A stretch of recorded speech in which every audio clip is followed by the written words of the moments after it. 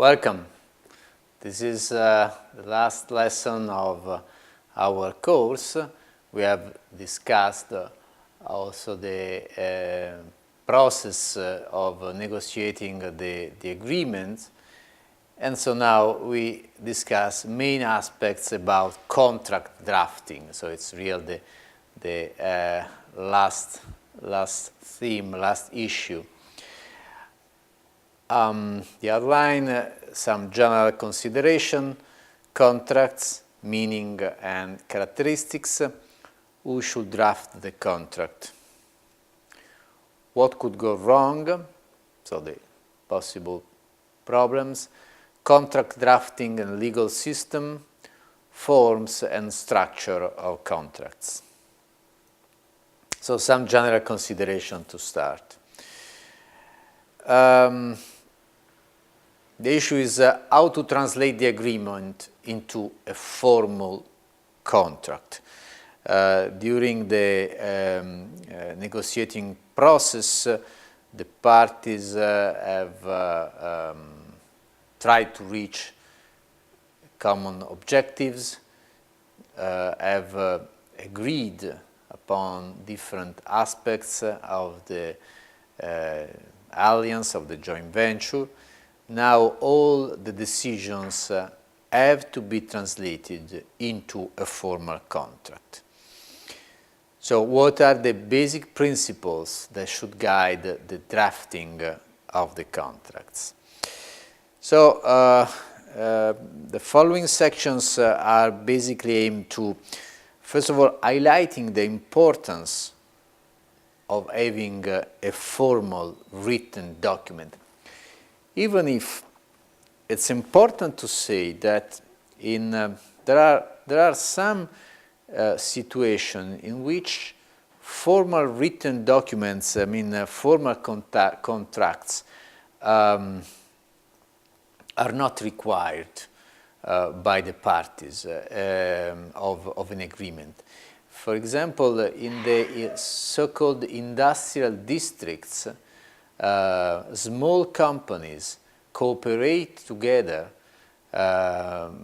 make alliances without any kind of formal contract. But the reason is that these companies have a very strong mutual trust. They are very much used to working together. They have strong personal relationships, and they are very much used to cooperating, and so they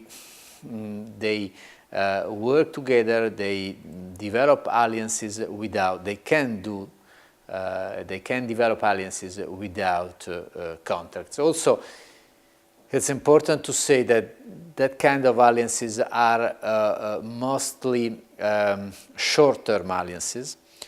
For tactical reasons, and so it is easier to form that kind of alliances without contracts. So sometimes we have, in some particular situation, we have alliances that are established without written documents. But generally speaking, especially for long-term alliances like joint ventures, international joint ventures, it's really important having a formal written document.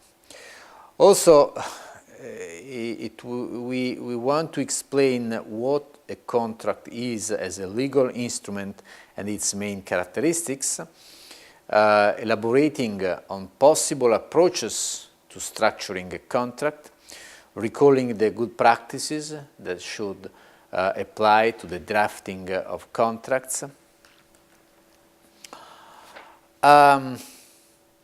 So the importance of written document. A good contract is the one that you sign, close in a drawer, and don't need to look at ever again. Because again, the partnership should be based not on the formal document, not on the contract, but should be based on common objectives, mutual trust, the will of working together, of getting some kind of objectives, of learning from each other, of exchanging resources and capabilities. So why then do we need a written document? Which are the reasons that make a written document necessary? Well, first of all, to clarify technical, economic, and legal complex issues. Again, a written document, a written contract is more important for long-term partnership, for complex partnership, for example, for a joint venture that is a new legal entity. And so when in the alliances, in the joint ventures, where quite often there are technical, economic, organizational also, and legal issues that have to be clarified and that have to be clearly accepted by all parties.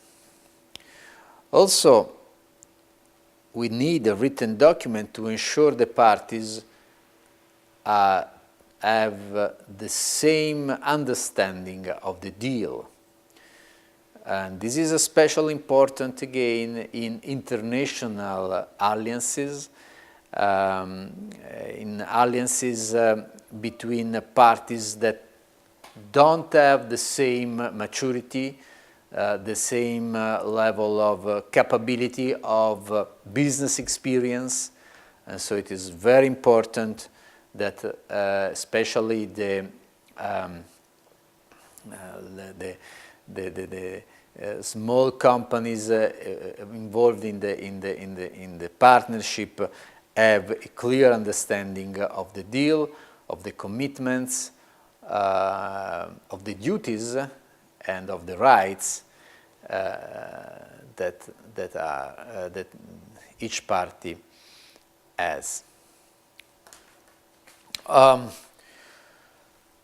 Also, it is important to ensure third parties have the same clear understanding of the deal. And this is very important when the agreement should be supported by a third party. This is clearly the case when the government, the local government, or a governmental agency is expected to support a joint venture, an international joint venture.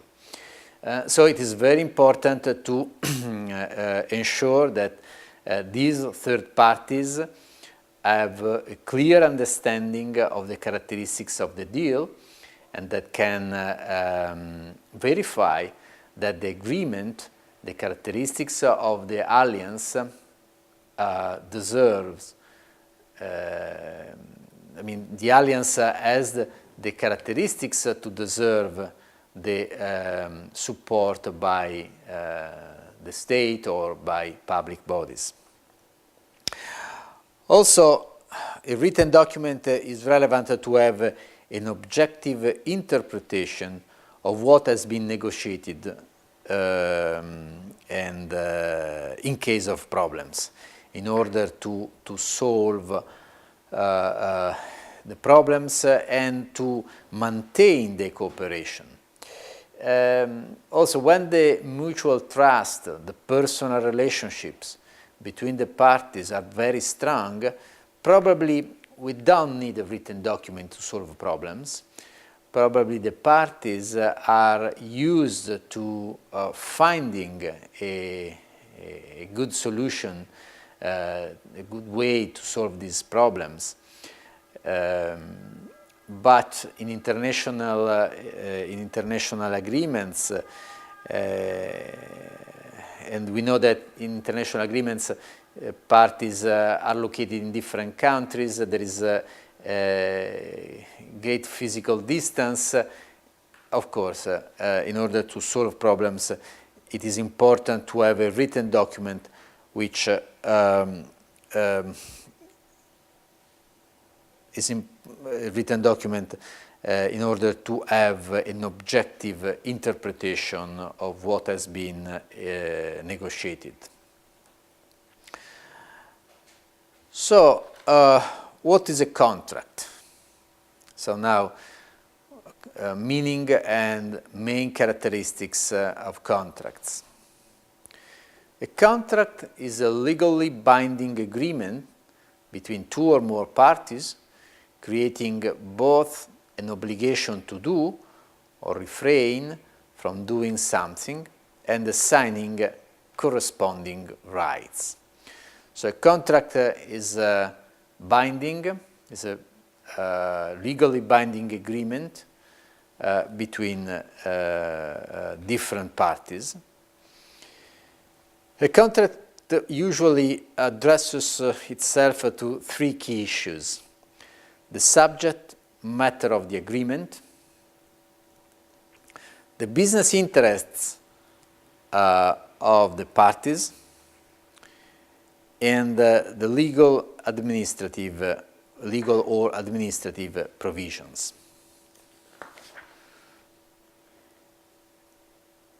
So a contract usually addresses itself to three key issues. These three key issues, as we said: the subject matter of the agreement, the business interests of the parties, and the legal and or administrative provisions. A good contract has some key characteristics. First of all, clarity, precision, and conciseness. Not leave for alternative interpretations. The contract has to be very clear, very precise. Spell out the identity of the parties, the granting of the rights, the scope and contribution, the effects of termination, and so on. Very precise. At the same time, not to say things that are not useful to rule the relationship and the behavior of the parties. Second set of characteristics: correctness, fairness, and balance.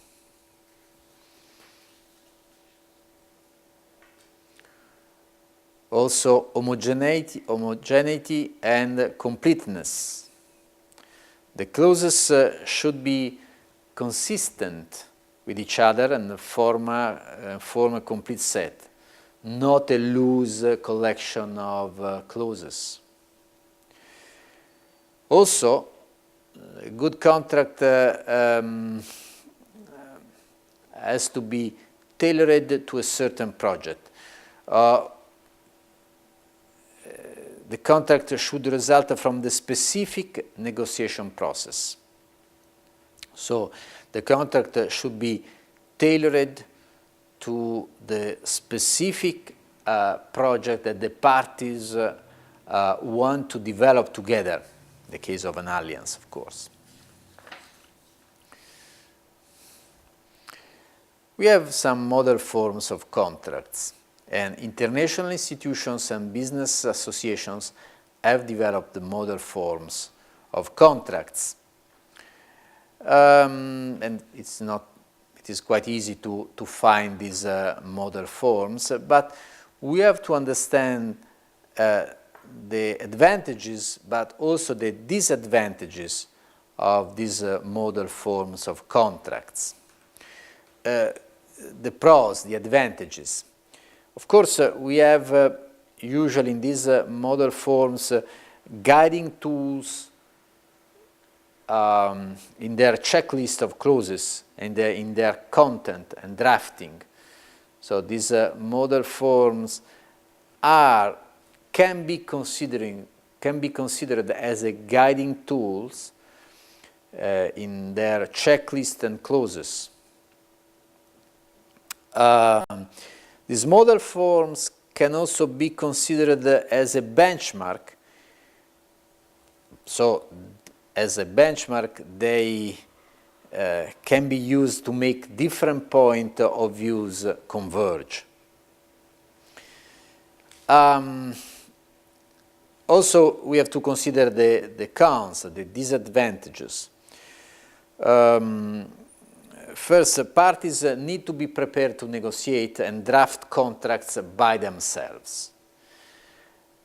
Because, as we said, the contract should result from the specific negotiation process. The contract has to be tailored to the specific project the parties want to develop together.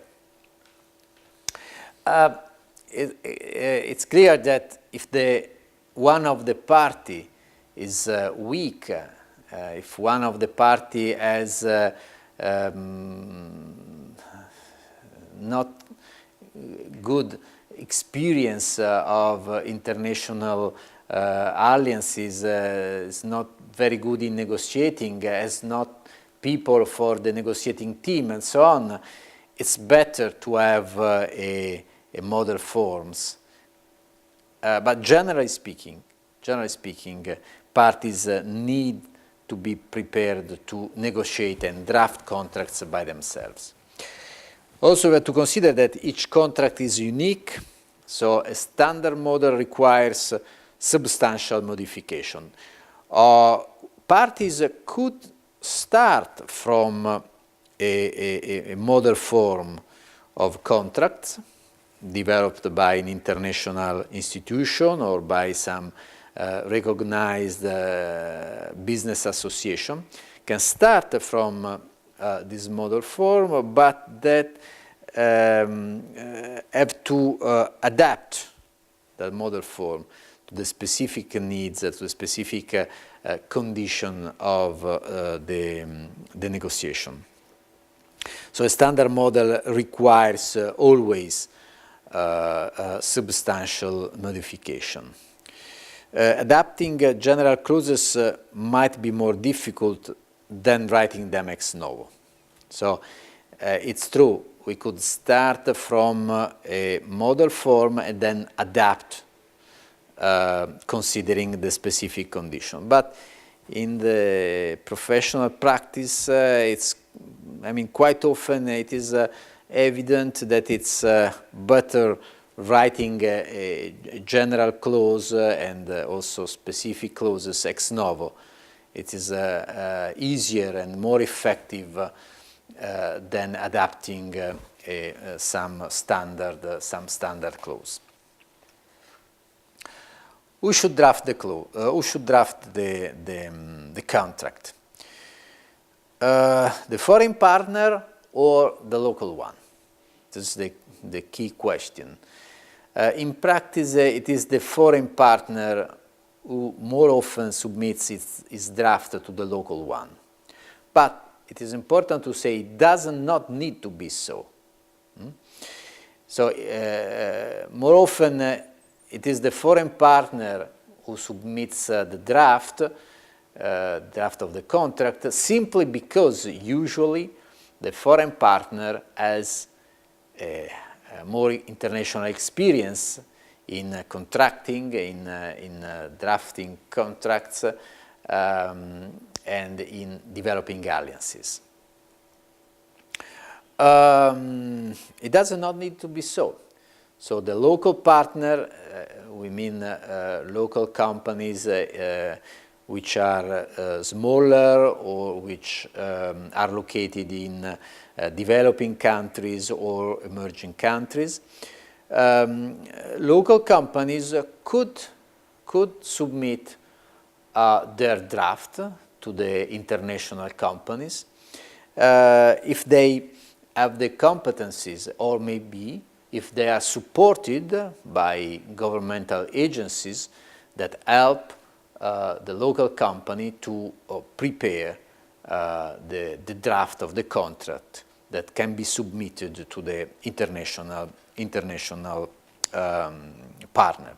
In any case, the first draft should be regarded simply as a step in the negotiation process. So it's the first step is the starting point. Of course, the first draft has not any binding relevance. A second key question about who should draft the contract, one person or a team. And about this question, we have to consider that the formation of a joint venture involves technical, economic, financial, and legal analysis and evaluation. We are talking about the joint venture here, but of course this principle is generally applicable to any kind of alliance. So the drafting of a contract is best carried out by a team because the different kind of competencies are required, again, technical, economic, financial, organizational, and of course legal. Usually in drafting a contract, the participation of a lawyer or a group lawyer is very, very important, I would say necessary, required, but at the same time the drafting of a contract should not be the product of the lawyer's work alone. So the lawyers, the consultants, the legal consultants give a very relevant, very important help in drafting a contract, but it is very important that the negotiating team or the company generally works together, the professionals, the legal professionals, in drafting the contract. What could go wrong? To strengthen the effectiveness of the contract to face problems not foreseen when the agreement between the parties was reached, the drafters should wonder and answer different questions, different problems. So it is important that in drafting the contract, the drafters try to think, to anticipate possible future problems in order to understand how to face and to reach an agreement, a contractual agreement, how to face problems which are not present, which are not foreseen when the agreement between the parties is concluded. For example, what does it happen if the market conditions change dramatically? And so the competitive advantage of the alliance, of the joint venture, changes. What does it happen and how to face situations if one of the parties stops to fulfill its obligations for any reasons? Or what if one of the parties is taken over by a competitor, for example, by a competitor of other parties of the alliance? What if the patents to be used in the technology transfer are declared invalid or expire? What if the licensor grants the license to a competitor? Again, what if one of the parties get out the agreement? So what if the patents to be used are declared invalid? What if the licensor grants the license to a competitor? What if one of the parties gets out the agreement? What does it happen if host countries' laws of regulation relevant to the joint venture change dramatically? or what if a competitor come up with a better technology? So, of course, we could keep on imaging different possible future problems, and parties have to agree how to face these problems, how to behave in order to solve these problems, and so the contractual commitments in order to face these kind of problems. Contract drafting and legal system.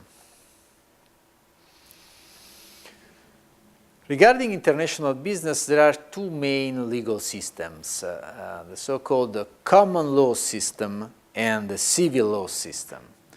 And of course, the contract drafters have to consider under which of these two legal systems the contract is to be governed, because the two systems are pretty different. The common law system is prevailing in the United States, in United Kingdom, and other English-speaking countries. It's based on tradition, precedent, usage. So legal decisions are made on a case-by-case decisions. It's clear that the court plays a very important role by interpreting events in line with the earlier decisions in similar cases, the so-called case law. So in this system, in this legal system, contracts need to be very detailed, in order to clarify parties' aim in every specific situation. Civil law system. Civil law system has origin in the Roman law, and it prevails in most of continental Europe, in continental European countries, and more or less in over 70 countries all over the world. It is based not on past experience, past cases, but it is based on a detailed set of laws that make up a code. So contracts under a civil law system tend to be relatively short, because most of contractual aspects are contemplated in the code, in the civil code. Forms and structure of contracts. A contract has not to have a predetermined format. Contract for different purposes focuses on different issues and require a different set of clauses, even if they have some common elements. And common elements and clauses, in the case of a joint venture, can be the exact identity of the parties, so identification of the parties.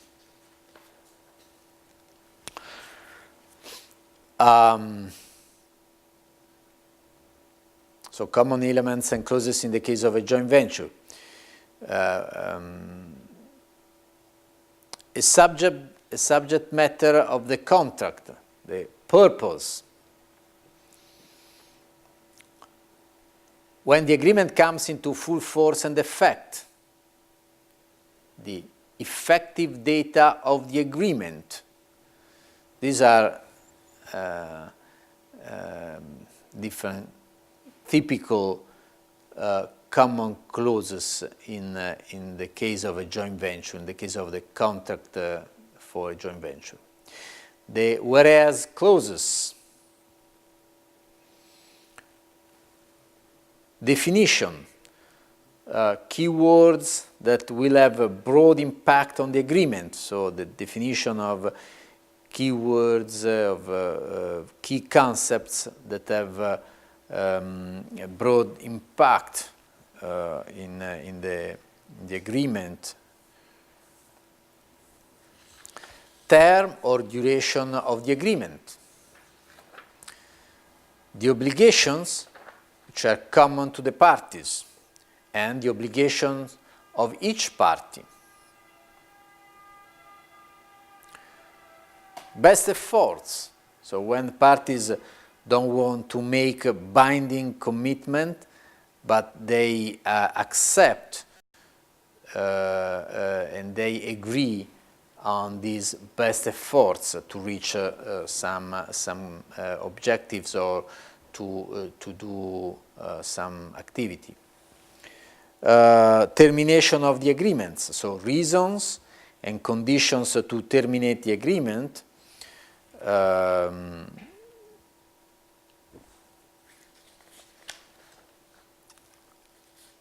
Applicable law, arbitration and conciliation rules, and procedures to solve problems amicably.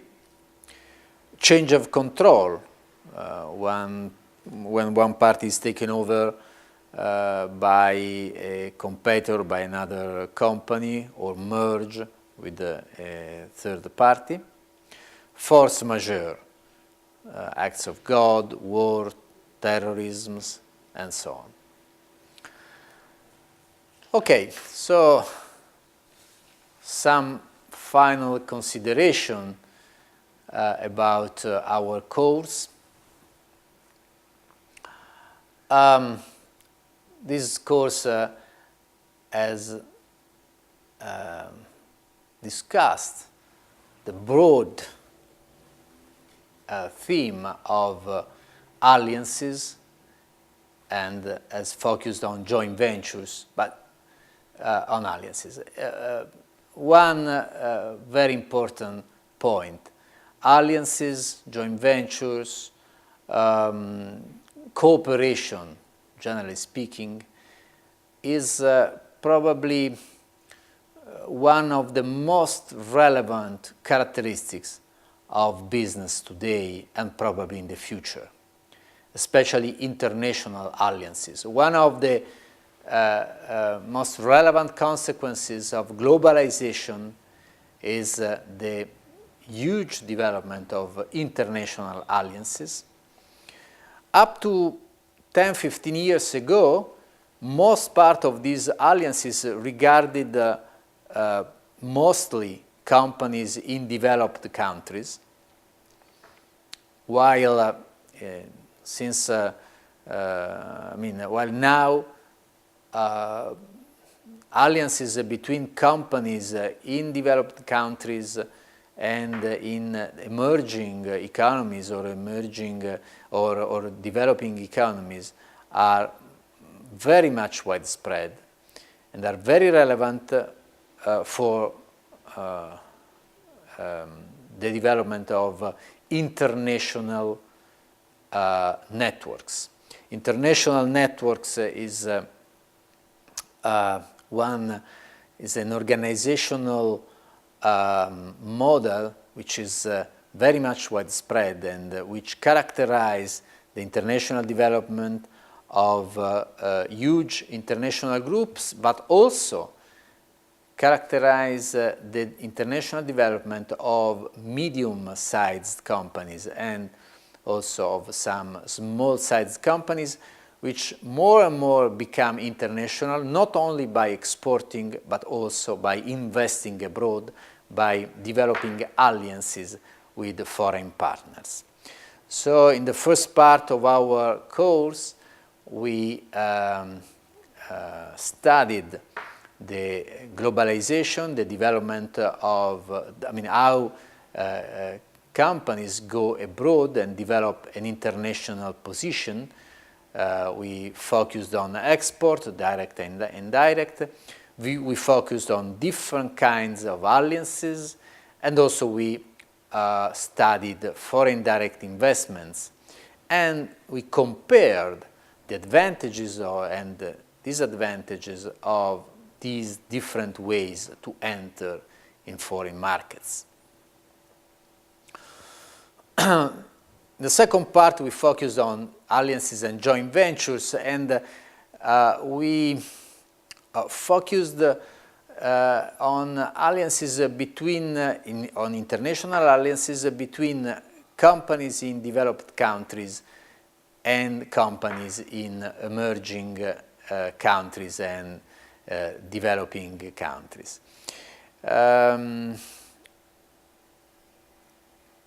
So we also studied the relevance that these kind of alliances can have in the development of local economy, so in the development of small and medium companies in emerging economies. And so we discussed the role of national government in supporting this kind of alliances.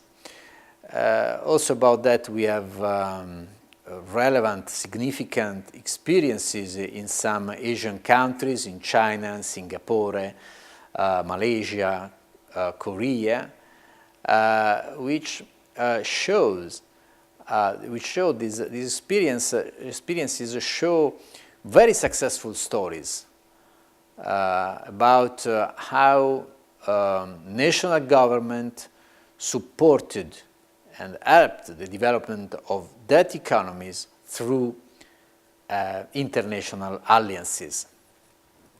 So it is very important to make the country very attractive for foreign investors that decide where to invest, in which country to invest, to move production capacity, and where to look for international partners.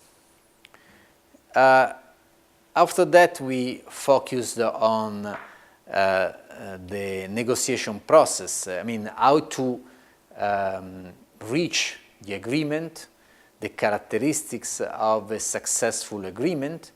And so the process, the very complex process that